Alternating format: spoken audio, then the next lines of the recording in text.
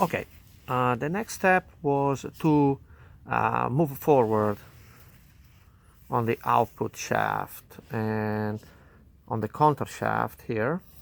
Sorry about that. This one and that one. Removing these two nut. The nut, as you notice, it got drilled with a 5mm drill. Why? Well, let me take a look. Right here, it's not ruined, it's just dirty. The threads are in a good shape. For safety factor, the bolts, or the nut, whatever you want to call the nut, got punctured in the way to retain its position for this shaft and that shaft when is torqued. Now the task to remove it is a little tricky, but is not impossible. As you can see, I have my battery drill, nothing fancy, 5mm drill bit, and I was targeting, right here. Let me see if I can focus on it. There we go. I was targeting the notch.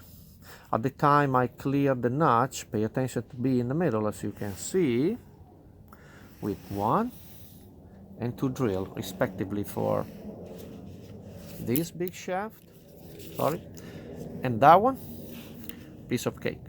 The thread is preserved, the nut is not that hard, is made of probably a good quality material, but it has is easy to be drilled. This one it feature a relief, and it facilitate the job. You can push if you want, but I don't take no chances around threads, so I drill it and came out nice and easy. The other one instead is fully thread, as you see. Well, at the time I was drilling it, it popped right away. I did not found myself any issue at all. Now, to apply the torque to these two, you have to play a little trick.